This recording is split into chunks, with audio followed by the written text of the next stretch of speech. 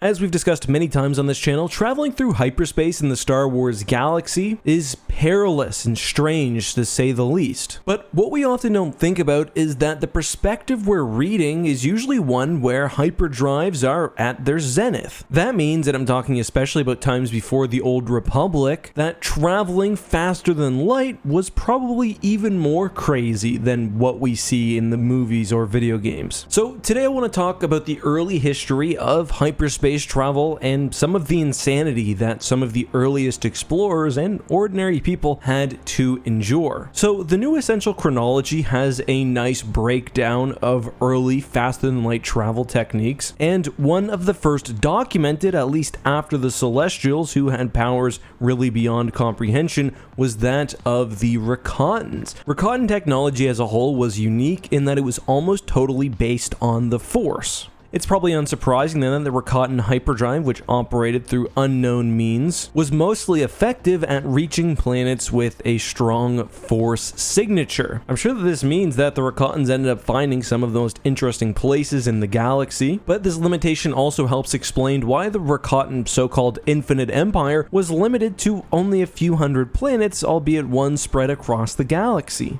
The Rakatans are not the only species to use the Force to navigate through hyperspace. In Star Wars canon, for example, use Skywalkers who can travel throughout the unknown regions through the Force. Star Wars Legends has others, including the Ang-T, who don't so much as travel, rather they teleport. Very unique. Either way, as we can see based on this map, the limitation of the Rakatan hyperdrive meant that while they could travel throughout the galaxy, many planets were left unfound, and I'm somewhat curious whether there are secret hyperspace lanes throughout the galaxy that the Rakatans found with the Force, but which were never blazed through traditional methods. I will note that the Rakatans were only the most dominant of the very early spacefaring civilizations. Some of these even managed to achieve interstellar travel. We know the mechanisms for some, others are more mysterious. According to the Old Republic, the Gree, for example, had an incredibly advanced computer which, despite being at the time nearly 100,000 years old, still baffled scientists of the Old Republic. Others like the Shari managed to travel to other systems, but we just simply don't know how. And the galaxy even had some very advanced forms of interstellar travel, which disappeared after the dominance of the Rakatans. Both the Gree and the Qua used essentially wormhole technology, with the Qua having what was known as the Infinity Gate system, and the Gree using hypergates. Anyway, let's move now back to the point after the fall of the Rakatan Empire, and this saw, galaxy-wide, a significant drop in technological sophistication, and it took a while for true interstellar civilization to return to the galaxy, and that was because people were essentially rediscovering and recreating, often from lost Rakatan technology, faster than light travel. Before a true hyperdrive was created, one method of traveling between star systems was known as the sleeper ship. I'm going to read directly from the New Essential Atlas here. The discovery of the hyperdrive led to the birth of galactic civilization. Eons ago, even short interstellar trips required putting travelers in cybernetic hibernation or dispatching sleeper ships. I just want to reiterate that these ships were probably moving faster than the speed of light through some unknown method. Relativity doesn't really work in the same way in Star Wars as it does in the real world. But still, given that a modern hyperdrive can travel 100,000 light years in a couple of days, we're talking incredible speeds, which it seems like ordinary FTL engines just couldn't meet. Anyway, sleeper ships did allow populations to spread, but the next evolution was what was known as the hyperspace cannon. This is such a cool idea. The New Essential Chronology explains that ships would be launched into hyperspace through large cannons, located presumably in orbit around a planet, though perhaps on a planetary surface, I guess. Then the ship would use a built-in mechanism to pull itself out of hyperspace, what the book calls inducing a drag mechanism. You can almost imagine a ship having hyperspace flaps or whatever else. The problem was, however, this was a one-way trip, and to return to your origin point, you would need a second hyperspace cannon, but overall, for the time period, this does seem like a pretty distant system.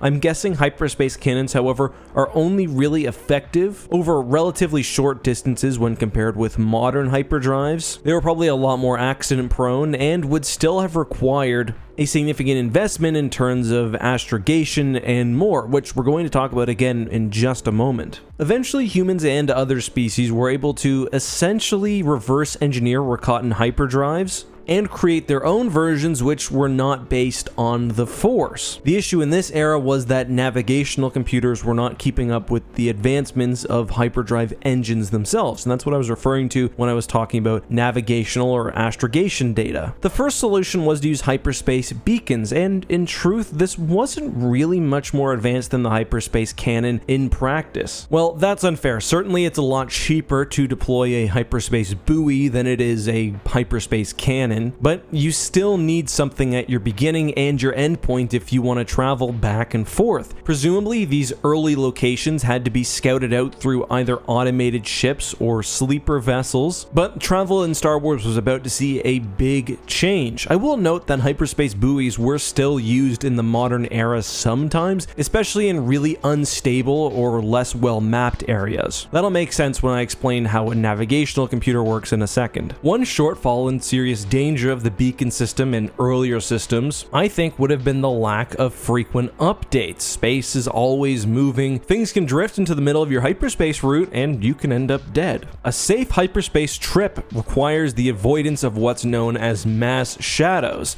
Hyperspace is an adjacent dimension, and real objects cast this mass shadow. Eventually, these early beacons turned into massive supercomputers. This is essentially just a further refinement of the beacon system, but according to the new Essential Atlas, at this point, individual supercomputers could be tied into a network with perhaps dozens of other nodes and thus routes. Eventually, we get to the modern era where these buoys are no longer needed, and computing power has advanced to the point where many of the galaxy's hyperroutes can simply be downloaded onto a navigational computer. Now, this doesn't fully insulate a pilot from the rest of the galaxy. As mentioned, space moves, so navigational charts need to frequently be updated. The updating of charts was done through whatever government was in power, or perhaps even a third party, and you could get route updates at planetary or space-based ports. That's for official routes though. If you want to act a bit more like those of the past, smugglers or others would sometimes try to find and of course save their own hyperspace routes. Some, like Darth Bane, would even try using the Force. But guys, that's all I have for today.